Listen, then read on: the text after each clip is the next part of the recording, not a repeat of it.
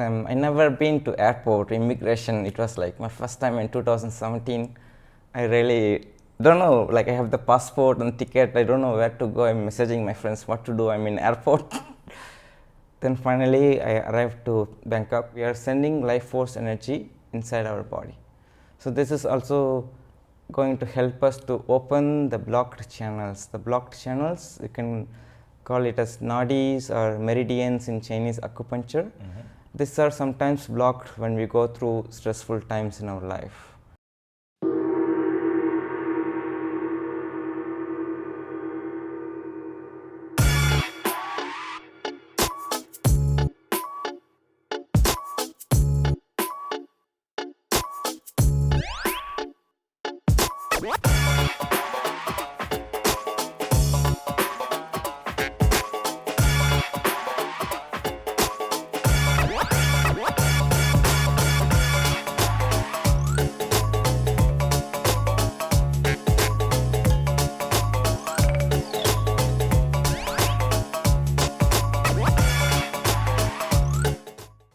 Welcome to this new episode, and today I am here with Aravind. How are you?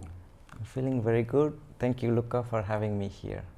Very lovely. So Aravind is an individual who's been in Koh Phangan for like 5 years or so he's very well popular in the community, and is a breathwork teacher as well as practicing and teaching meditation, but also he's got a very interesting life story coming from India, one of my favorite countries I have to say.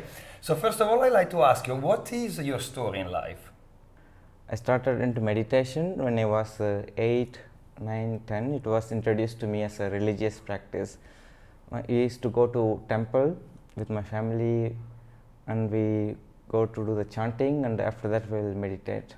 And I'm from Pondicherry. It is southeast part of India, so where it is colonized by French colonized. So there it was like a lot of international influences. So there was this Sri Aurovindo ashram. So there I really went to the ashram when I was in my school days. I got into meditation. When I go first time, I don't know what everyone is doing. Everyone is sitting still. Then I just follow. Then later I found out this is meditation, and later I interacting with people, and I learned more about meditation. Then I started to practice this all the way. Okay, so that's very lucky from my perspective, because I was introduced to meditation very late in life. So you actually were brought up with it, and from your school initially. That's very good. So you got so much experience of it. So what happened after school? I mean, you were having this meditation practice as part of your studies, and then? And after the college, at the time, everyone started to talk about like, oh, you have to do something in life. Like, what is your ambition? Become a doctor, software engineer, and this, and totally like when I'm in this surrounding, my mind is also like changed. Like, oh yes, I have to do this. I have to become an engineer. Then I have to make money. Then I have to get married, and this is what everyone there believes life, good life. Then I also started to go in this direction, and I don't know like why I was doing it. I was like, oh, I'm doing this to make my parents happy. So I never got to look into myself. So it was like very like big blindfolds that I never looked into myself. But later when I went to Auroville, I met a lot of travelers and yogis, and when I talk with them and I live around them, then my total perspective of the life is changed. Wow, so Auroville is one of these places that I never visited. I've been to Tamil Nadu, of course, and I really wanted to go, but it is a very special place. It's like a utopian society. Yes. But there is a little of a link missing here. So your parents wanted you to have a conventional path, yes, and become, a software engineer or a doctor. And then instead you ended up in Auroville. I mean, what brought you to Auroville, and what led you to leave this conventional path and instead join this utopian society? Yes, for me, I was just exploring Auroville because in those days I like photography. So I like traveling around the places, traveling around my hometown. So at some point I went to Auroville, and it was so beautiful, like Koh Phangan, like very tropical, lot of trees. Then I was there traveling and exploring different places. There I got to meet with yoga teachers and some foreigners who are traveling India. Then I became friends and I got to learn about the lifestyle. Like at the time I don't know why do people travel, and I was like really shocking to look in different perspective. I never thought life in this way, and they showed me like a different aspect of life. Then I feel connected to that. That makes me like meaningful. Sure. So you saw the example of other people leading an alternative lifestyle and said, maybe this is for me too, right? And then you stayed in Auroville, yeah? How long? I stayed in Auroville like 3-4 years. Wow. And what were you doing there? I was living with a family from Slovenia, so that's how I got into like yoga, spirituality more. Because in India, when I do learn about practice meditation, yoga, it was more it's like my parents do this, I do this. I don't know why I do this.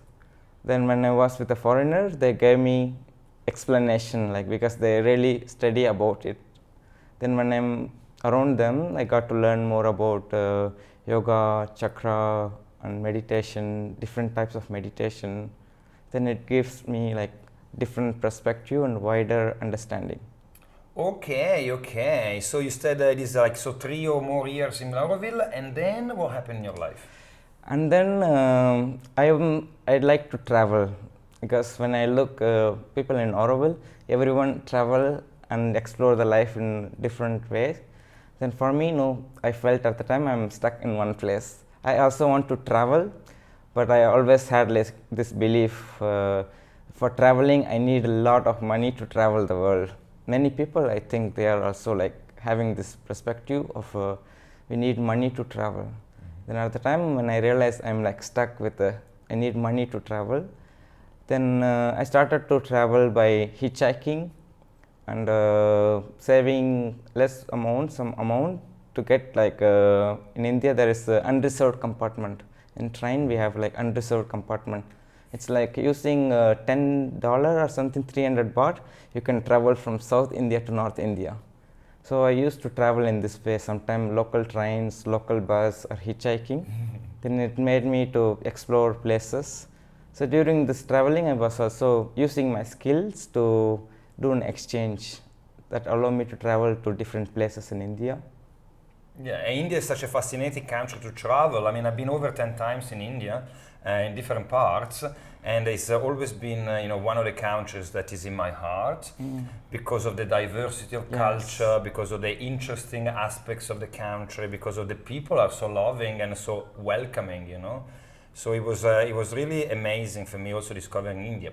So you were traveling around India, and then at some point you said, well, maybe we're going to travel abroad. Or... Yes, actually when I was living in my house, after Auroville, I came to my house sometimes.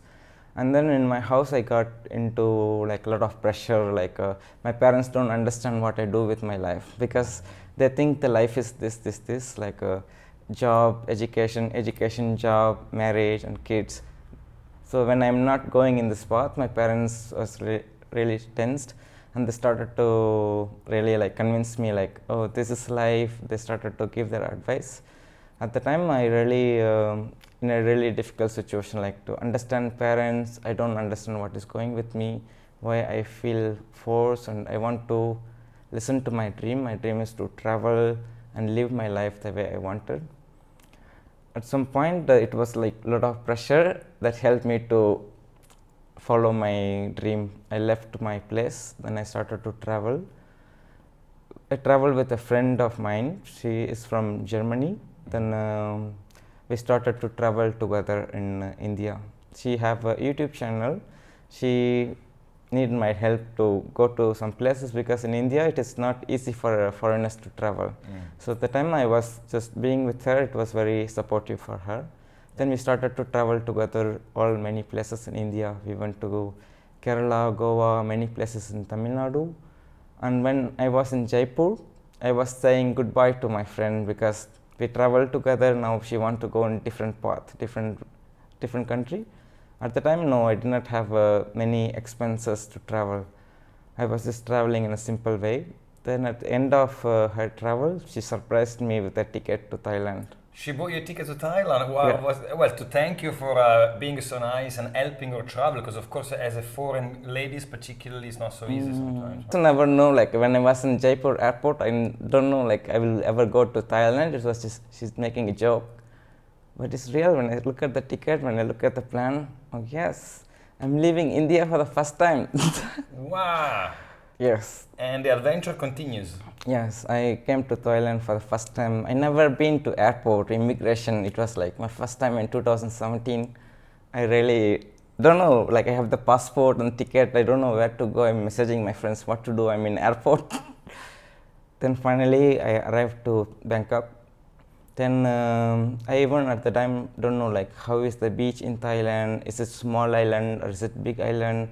I also never seen any picture about Koh Phangan. Just like I followed this instruction. You need to go to Bangkok, take the train, take the bus, take the ferry. I will be here. And she was in Koh Phangan waiting for you? Yeah, she was in Tongsala. Wow, and that was like 5-6 years ago? Yes. And you're still in Thailand as we speak, right? So you fell in love with the Koh Phangan. Yes. I remember you with particularly, I used to associate you to this school, which is very well sort of, famous in Koh Phangan, called Samakaruna. Yes. Can you tell us the experience there? It is a beautiful place. It is not only school, it is a community. So where people come and really work on themselves. So they have a wide range of programs. They have the main program Awakening Healing, and they also do teacher training, tantra training, breathwork, and biodevelopment. They have like wide range of programs. And you were a volunteer there, or what did you do? In the beginning I was volunteering, and then I started to attend courses like yoga teacher training, other courses. Then I really started to work inside myself. And then you've been teaching there as well. I remember you teaching the Osho dynamic meditation, right? And recently I've been to one of your classes in the pyramid, where there was a breath work, a very powerful breath work. And I done a few different types of breath work, and they were always quite interesting. But I think you got me at the right moment, because I was just coming out of this Vipassana meditation. I was been working on my heart, and I had this amazing experience of a heart opening through the breath. Can you explain what type of breath work you're teaching? This is called tetra breath. The tetra means 4 in Greek. So it represents 4 elements in our body. In our body we have the 7 chakras. So in this breath work, what we do, we focus on the first 4 chakra, that is Muladhara, Swadhisthana, Manipura, Anahata. So the first 4 elements we work with this. So here what happened is like we are sending life force energy inside our body. So this is also going to help us to open the blocked channels. The blocked channels, you can call it as nadis or meridians in Chinese acupuncture. These are sometimes blocked when we go through stressful times in our life. So when it is like when we feel tense, when we are really going through anxiety, some issues, this energy is not going through these channels. So when you do the breath work, it is going to help you to open up these channels. So in this way, when it open, some repressed emotions or some sensation you will experience. So it is clearing, opening the body. Yes, and it kind of felt a little bit like rebirthing, but not quite. So it was along the same lines, because I tried rebirthing. I tried something else called vivation from the yoga kundalini sort of tradition, which was a little bit softer than rebirth. Because rebirthing, it feels like quite masculine, that you have to kind of force it a little. Maybe I wasn't doing it properly, but that was like the general idea I had. Vivation and also the tetra healing that you're doing felt a lot softer and gentler. Also because I suppose I've done these things many times, and I am more in control of my experience. So I stimulate so the energy moving through the nadis, but then I decided, to take a little pause, then bring it back again. And of course, you were always there, holding space, checking with everybody. And I really liked the fact that the music was also an element of the class, because, the music also can give you some stimulation, emotional stimulation, which is very lovely. So after maybe like 20 minutes of breathing, so breathing through the mouth and focusing on the belly, belly out, belly in, belly out, belly in, I started having these sensations of like tightening of my hands and my body. I started feeling sensations in my legs, and then I had some negative emotions, but not for very long, maybe a minute or two, and then positive emotions started to come, and then I had a beautiful heart opening, and it was such a beautiful epic experience. And thank you, because I had a few of these, but I haven't had it in a while. And well, I had it in the Vipassana recently, so it was really, really lovely. Yes. And you see, like you done it again on Saturday as well in Samakaruna. Yeah, on Saturday I'm offering free classes for public who want to Try experience. this thing. And it's a very popular modality, you say? Yeah, people like it, yeah? Yes, this is like, if you try rebirthing, holotropic, Wim and DMT, there are so many techniques here. So in many techniques, what they focus on or what they do, there is a lot of experience that you are experiencing. But this breathwork tetra, it is based on like two pillars, that is like breathing in a way to activate your inner healing system, and the second one is to developing compassion towards yourself, because in this way when you are going through the process, you are also not going to anywhere like past life or previous life, like future life. Here you are staying present with your body, and you are allowing your body to feel any sensation or any emotion, and you are also holding space for yourself and also developing a compassion and a good relationship with yourself. I think I really like the philosophy behind it, and of course it's a very experiential kind of practice. You really feel so much moving, and some other people, of course, around, some felt quite a bit, some less, of course, different.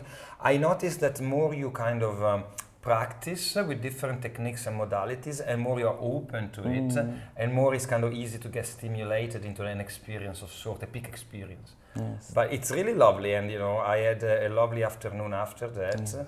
So thank you very much for that. But I'd like to ask you now, I mean, Koh Phangan, of course, you ended up here because of your German friend. But I mean, you're still here, so you are in love with the island, is that right? Why do you like Koh Phangan so much? This is very peaceful. I don't know, the energy here is very peaceful and very different from any other places. I travel like 15 states in India, and I've been to many ashrams and many communities in India. But Koh Phangan is so different. It's like very multicultural, very wide place, like where we meet all types of people and different types of healing modalities. Everything is here. Yeah, it's quite a unique place. Yes, right? It's very unique. And what do your parents think? I mean, they gave up on the idea of you becoming a doctor, I suppose? Or? In the beginning, they really don't understand what is going on me. They thought like maybe I'm like, it's like a formatted and installed a new operating system. That's what my parents thought, like, oh, his brain is like removed and he got a new brain, he's in a different mindset. They don't understand in the beginning. And they also like worried about me, because in India, when a daughter or son, they grow up, they all the life, like even 50, 60, they live with their parents. And when I left, my parents was really shocked, and they see me always like a children baby, and how he will survive in Thailand, what will happen to him. They were really, really concerned about my life. Then I slowly I understand this. Then I also started to share how is my life in Thailand through my my Facebook or Instagram. Then they started to see, and they started to get comfortable. And slowly they understand what I do, and they see I am happy. That was the most thing they wanted. Okay, so they're supporting now. Yes. Yeah. I also remember you like 2 or 3 years ago, because I used to go to Bottle Beach. I still go to Bottle Beach quite often hiking. And I would find you on the trail to Bottle Beach, barefooted, right? Yes. Just walking, and you did it like for a month or something? Oh, for 1.5 months. Like almost every day? Or? Almost every day. Wow, so that was a challenge that you set yourself, right? Yes. Walking to Bottle Beach and back barefooted for 1.5 months, yes. Right? Okay, so I remember that as well. That was very fun. Yeah. And so do you like doing these kind of challenges sometimes? Oh yeah, this challenge for me, it's really making me to grow. So I like challenges. Very nice. So, well, I'm very happy that you're doing so well, and I hope that more of sort of Indian nationals come to here, because I think it's so easy to understand and connect with the sort of Indians. I really love India so much. I got so many friends in India, and we have some, but not so many, right? So maybe you can invite your friends by coming here as well, because sure. it's such a lovely thing, and because we are so open to the Hindu tradition, yoga, the yoga system, the Vedanta, Ayurveda. I mean, there's so much influence of Indian things inside the Koh Phangan community, lovely to develop it even more. Okay, last question for you. What are your plans, current and future? What are you going in your life? Currently, I was in the beginning, I was also offering classes, and the half time I was also working from my laptop. Now I'm switching fully into teaching classes. So I noticed recently, because I'm using the computer, and I think I have to survive in Thailand, so that I have to work in my laptop to do some digital jobs. It was kind of my fear that was keeping me to do this kind of work, working online. Now I really want to listen to my passion, my heart. I want to offer classes. Now I recently started to offer classes in many places, in Pyramid Yoga, in Pranayama Garden, Samakaruna. So I'm really opening up to many possibilities. To become a full-time teacher, basically. Yes. That's lovely, that's your calling, so I'm sure you're going to be very successful, and maybe in the future we'll work together, who knows, I'm also very committed here, so let's see what happens. Yes. Thank you very much for sharing your story with us, and Thank you. Thank you. For Kapun kap. Kapun kap.